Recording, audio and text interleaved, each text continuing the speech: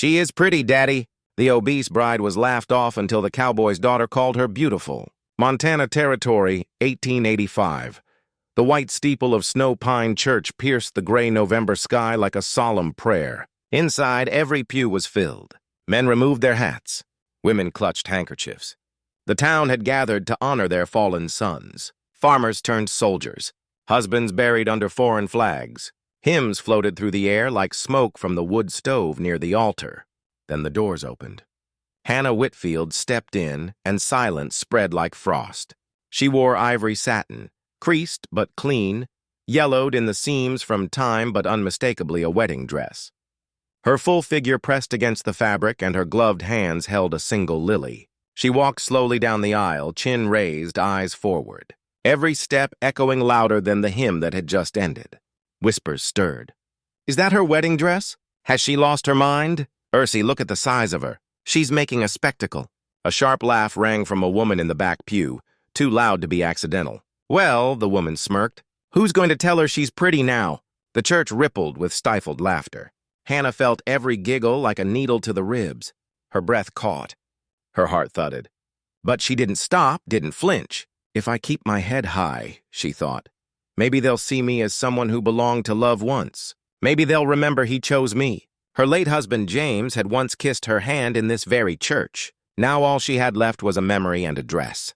She reached the front, laid the lily at the memorial altar, and turned. Her face was flushed, her hands damp beneath the gloves. The laughter behind her didn't fade. Neither did the sting. She couldn't stay. She didn't belong. Hannah pivoted and strode out through the entrance. The biting chill hit her cheeks as she emerged into the afternoon, thick with swirling flakes, her sturdy footwear grinding against the icy treads. She made it to the lip of the veranda, her bosom heaving with quick, humiliated gasps. Her sight grew hazy with unshed tears. She failed to notice the figure propped against the sturdy timber post. "I witnessed their cruelty," he remarked. She jolted, then went rigid. Weston Dyer lingered in the dimness of the overhang, his brim pulled down, overcoat fastened up to his collar. He made no move to approach, simply observed her with a serene steadiness, unmoving as the distant peaks looming at his back. I only wished to pay my respects to him," she murmured, her tone quivering. Weston inclined his head in a single affirming gesture. His words carried a rough tenderness, like stones smoothed by a gentle stream. "You succeeded in that." She averted her gaze. "They mocked me." "They always mock. Folks like that often lack understanding." He delved into his outer garment, retrieved a neatly creased square of cloth, and extended it silently. She paused, uncertain before accepting it.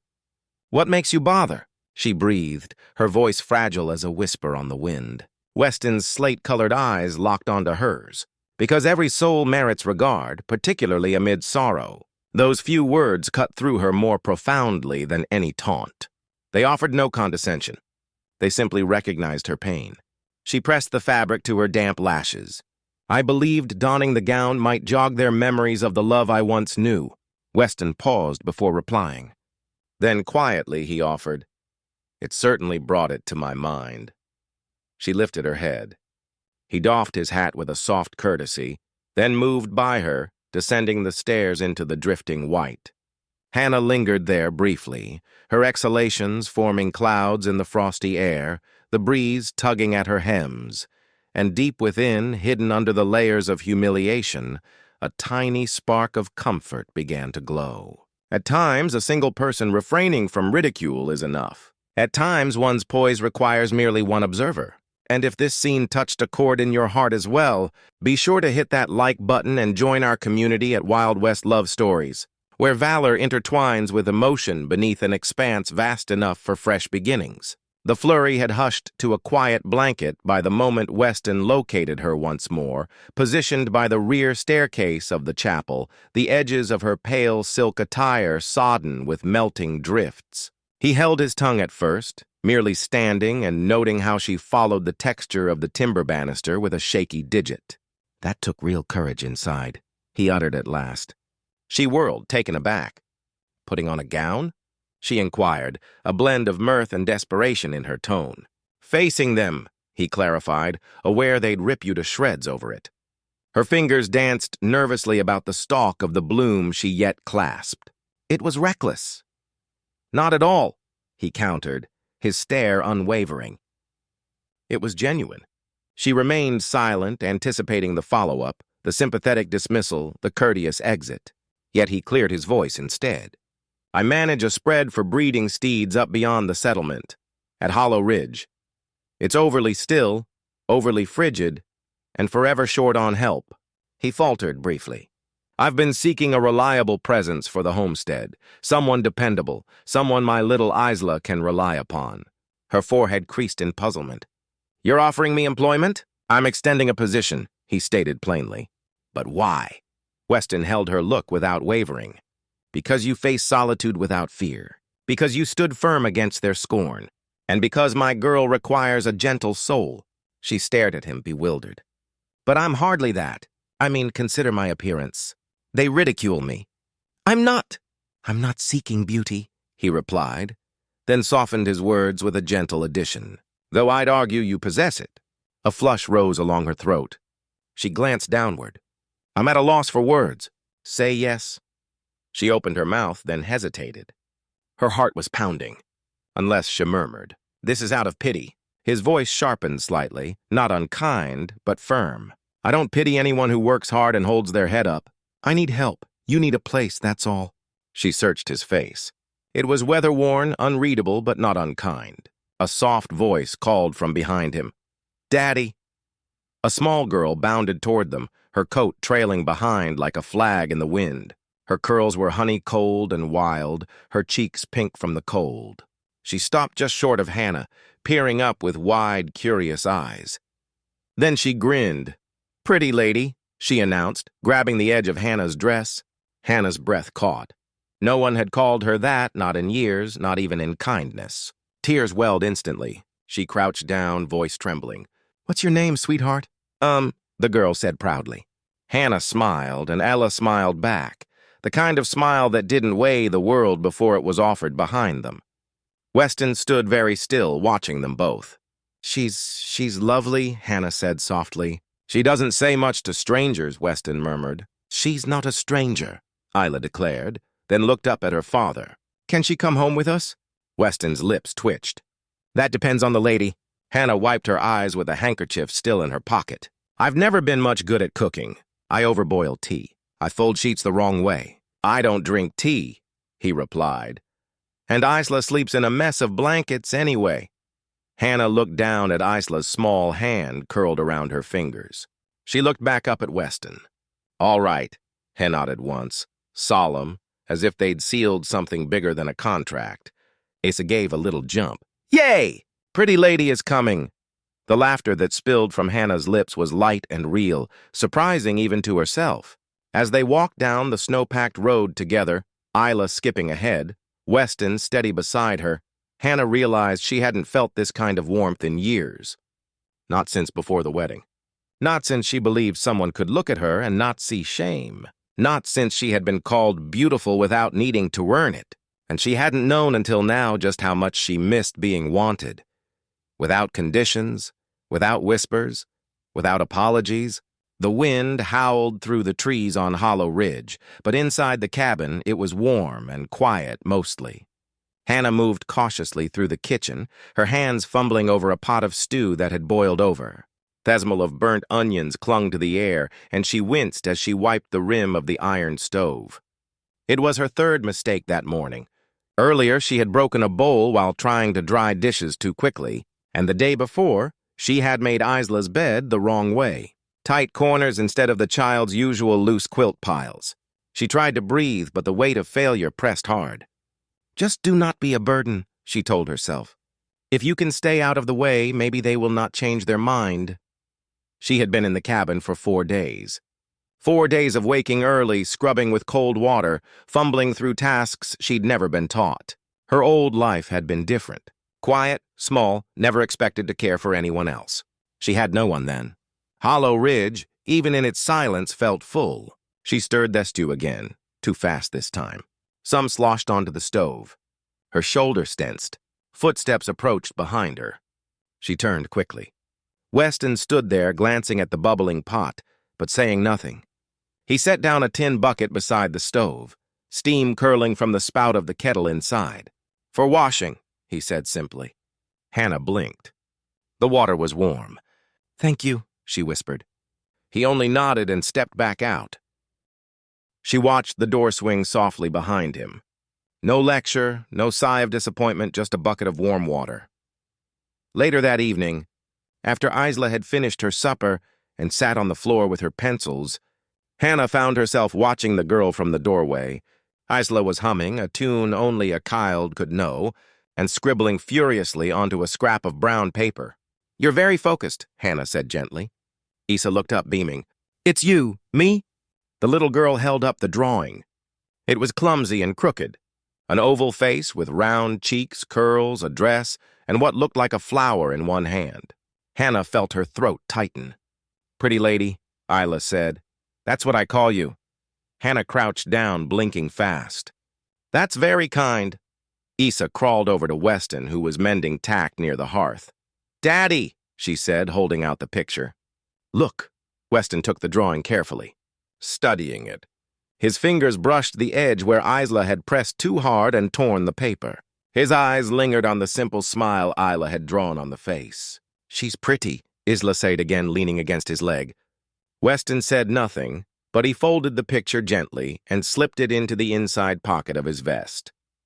He didn't look at Hannah, who stood just fair enough away to notice but not interrupt. That night, Hannah found a folded towel on the end of her bed, warm from the stove with a piece of hard candy resting on top. "No note, just a quiet kindness."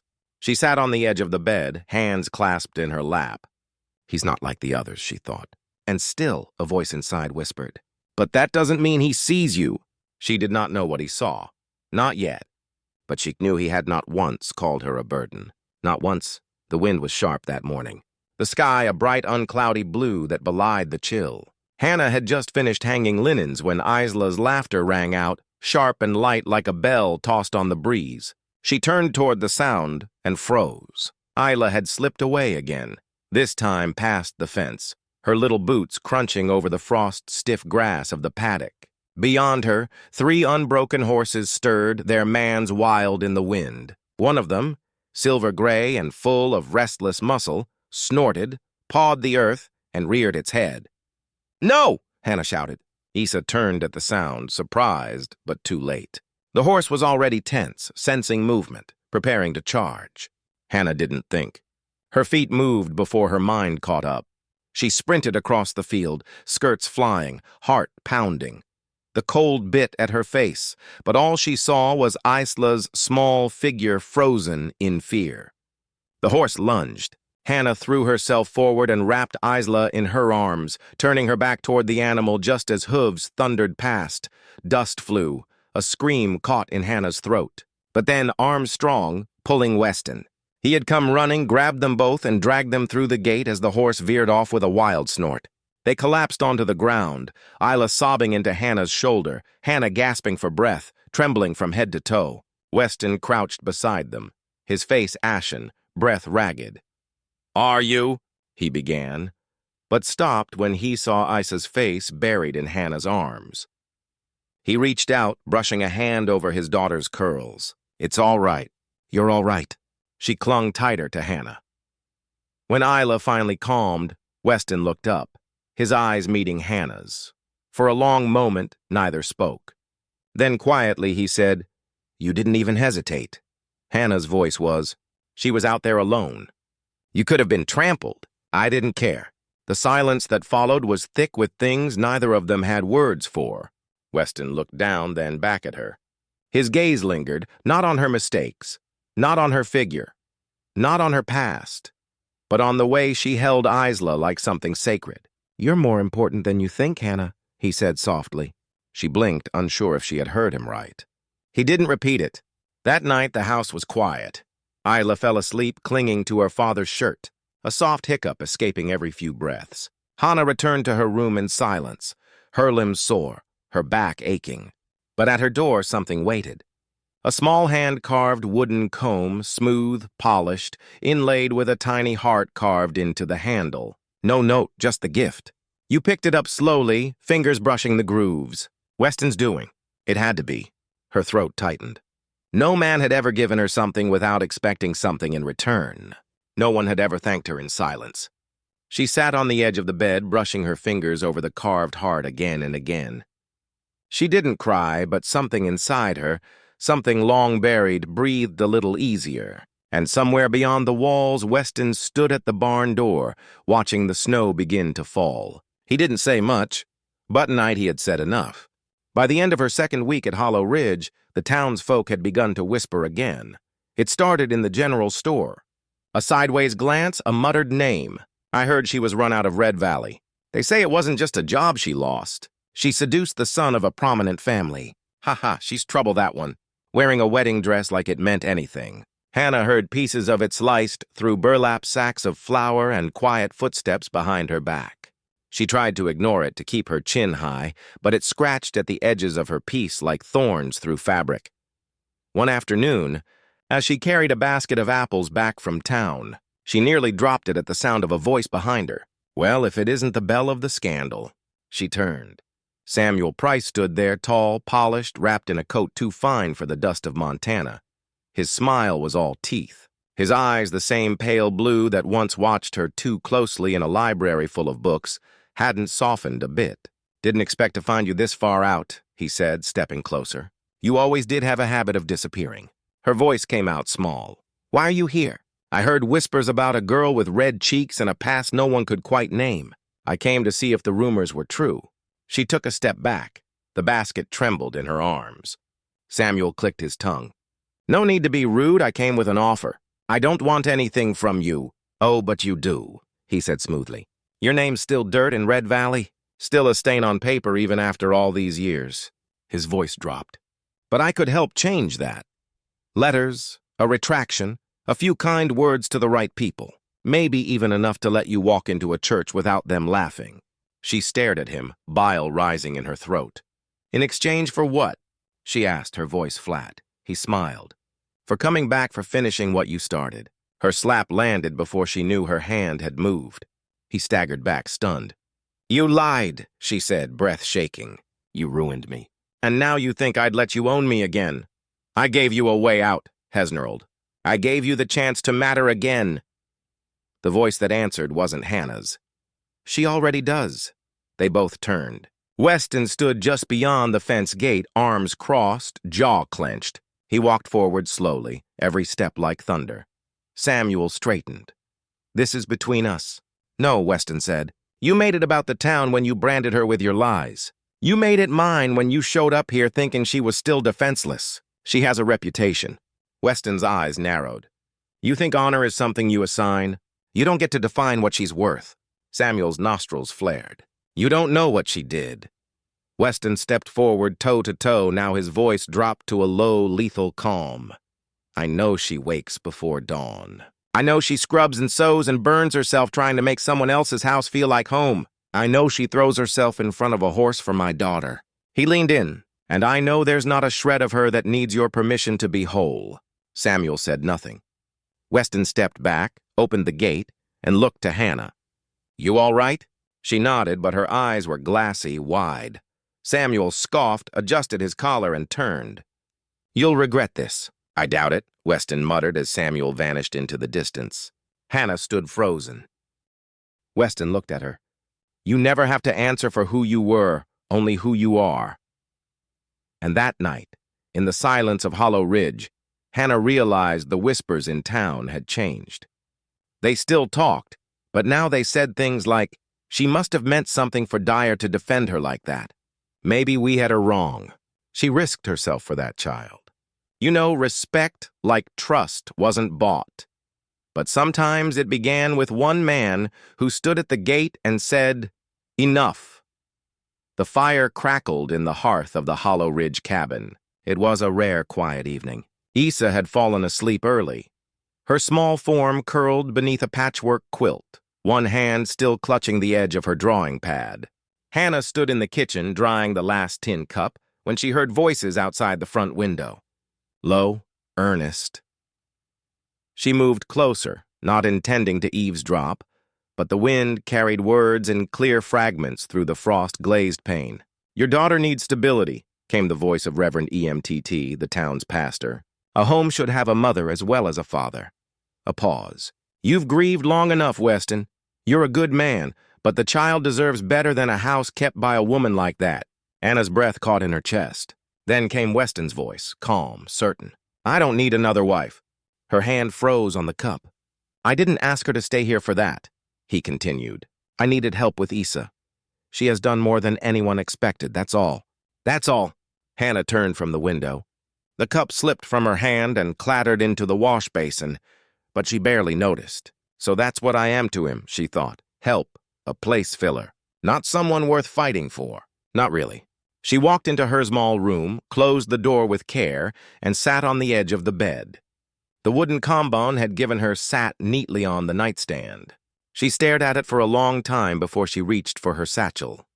Her hands moved slowly, folding her shawl, tucking away a few belongings. Not everything, just enough to disappear without making a sound. She glanced at Isla's room. She will forget me, Hannah whispered. Children forget. By the time the moon was high, the wind had picked up again, tugging at the corners of the cabin. Hannah slipped out the door. Shawl wrapped tightly around her, boots crunching through the snow. She didn't hear the soft footsteps on the stairs behind her. Isla woke with a start. Her room was too quiet, too empty. She padded to Hannah's door and pushed it open. The bed was made. The comb was gone. No, she whispered, her little fists clenched. No, she wouldn't leave me. She grabbed her coat from the peg and rushed outside, calling into the snow. Hannah, Hannah! But the storm swallowed her voice. She kept running past the barn into the field where the moonlight shimmered against white drifts, and then silence. The wind moaned across Hollow Ridge, but Isla did not return. When Weston found the girl's bed empty, his heart stuttered. A flurry of panic crashed through him. He called out once, twice, then burst into the cold. Lantern in hand, boots sinking into snow. Hannah! He shouted. Neighbors joined him. Men lit torches. Dogs barked. Someone rode off to the edge of town. The ridge had not seen a search like this in years. Weston's lungs burned with each breath. But nothing mattered except finding them. Both of them. One had walked away insolence. The other had gone chasing after love. The pine trees whispered overhead, their snow-laden branches groaning in the wind like old bones. The sky was a bruised canvas of storm clouds and moonlight, and every gust felt like a knife against the skin. Hannah stumbled through the darkness, her boots crunching through the crusted snow, each step heavier than the last. The lantern in her gloved hand swung wildly, casting long, shuddering shadows across the white ground. Her breath came in ragged clouds, throat raw from shouting into the void. "Slesh!" she cried again, voice cracking. "Sweetheart, where are you?" No answer, only the wind. Her boots sank deeper with every desperate step. The cold gnawed through her shawl, through wool and bone until it reached her heart. Panic, sharp and suffocating, began to claw at her chest. She scanned the horizon, frantic eyes tracing the silver-glazed treetops, the silent drifts of snow. The lantern flickered low. Then, just beyond a slope of wind-hollowed snow beneath the drooping branches of a lone pine, she saw it, Asmal shape curled in on itself. Still her heart stopped. She dropped the lantern and lunged forward, knees buckling as she hit the snow. She gasped, voice tearing at the name. The little girl stirred barely as Hannah gathered her into her arms. Her limbs were stiff with cold, but her eyes fluttered open. "Shh, it's all right now," Hannah whispered, rocking her tightly against her chest. I've got you, my darling." Issa was shivering. Uncontrollably, her cheeks splotched with pink and her nose red from weeping. Her tiny fingers clutched Hannah's coat with desperate strength as if afraid she might disappear again. "I thought you left forever," she hiccuped, voice muffled, and Hannah's throat ached. "I thought I should." Ia shook her head, tears freezing on her lashes. "Don't," she whispered. "You make my daddy smile again." The words struck like lightning, clean, blinding, undeniable. Before Hannah could respond, she heard it. The sharp crunch of hurried footsteps behind her. She turned, squinting into the dark. And there he was. Weston, lantern held high, breath heaving, snow clinging to his coat and beard. His eyes searched the clearing and found them. He dropped the lantern and ran. He hit the ground on his knees beside them, arms wrapping around both in a fierce, trembling hold. "Thank God," he breathed again and again, forehead pressed to Hannah's shoulder. "Thank God." Isla reached for him with one hand, the other still clinging to Hannah. Weston cradled them both like something sacred, his silence louder than any vow. And in that silence, the snow kept falling. Finally, he drew back, eyes locking with Hannah's. The storm that had lived inside him for years was gone. In its place was raw, unguarded truth. "I never meant what you thought you heard," he said, voice soft. "I didn't say I didn't want you. I said I didn't need another wife because I paused, swallowed hard because I already found someone who made this house a home. Someone who brought my daughter back to life, who made me remember I could feel again." Hannah's eyes brimmed, lips parted, but words wouldn't come. Weston reached for her hand, snow-wet, trembling, and held it tight in his own. "I didn't save you, Hannah. I watched you rise from ashes, from hurt, and I realized I wanted to walk beside someone who could do that." He reached into his coat, pulled out a small silver ring, worn but clean, and held it between them. "Will you marry me?" "Not because of need, but because I choose you." Behind them, lanterns bobbed through the dark. Townsfolk arriving silently, drawn by the shouts, the fear, and now the stillness. Isla nestled against Hannah's shoulder, looked up through damp lashes, and whispered, "Say yes." And through tears, through years of shame and silence and aching doubt, Hannah nodded. The wedding was held beneath a cottonwood tree at the edge of the Hollow Ridge pasture, where the land sloped gently toward the valley, and Thesky always seemed a little closer. The branches swayed above like silent witnesses, their leaves catching sunlight and memory alike. There were no lace veils, no golden candelabras or polished pews, just wooden benches, hand-picked wildflowers in mason jars, and the soft hum of wind through grass and laughter, clear, joyful, rising from a little girl in braids as she darted between the rows of townsfolk. They had come, and not out of curiosity or duty, but with full hearts. They looked at Hannah not with the cold judgment of months past, but with something quieter, something like respect. Hannah wore a new dress, plain but lovely, the color of mountain cream, stitched by her own hands in the evenings, when silence used to haunt her. Now it felt like a beginning. Isla, beaming, held the bouquet with both hands, proud and serious.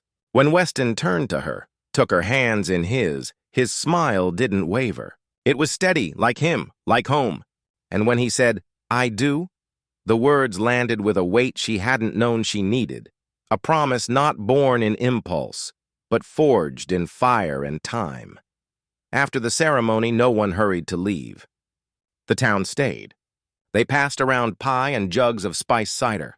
The children chased each other through the pasture, their shrieks and laughter echoing off the barn walls. And for the first time since Weston had buried his grief beneath those fields, Hollow Ridge no longer felt like a monument to loss. It felt like a home, a shared one. Weeks passed.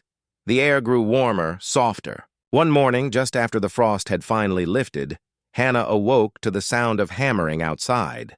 She stepped out barefoot, shawl wrapped around her shoulders, rubbing sleep from her eyes. Weston stood near the barn, hammer in hand, beside a half-built frame of fresh cedar. She blinked. "What's this?" He looked up, grinning. "I'm building you a room." He nodded, proud, faces east toward the valley. He straightened, wiped the sweat from his brow. "Because you turned this place into more than fences and hay. You made it a home again. I thought it ought to have a space that belongs to you." She didn't speak, her throat too tight. By spring, the room was finished. Shelves lined the walls filled with books. A desk sat beneath the wide eastern window, a place to write, to teach, to simply be. Word spread across the hills. By summer, Hannah had 5 students, children from neighboring farms, wide-eyed, fingers ink-stained.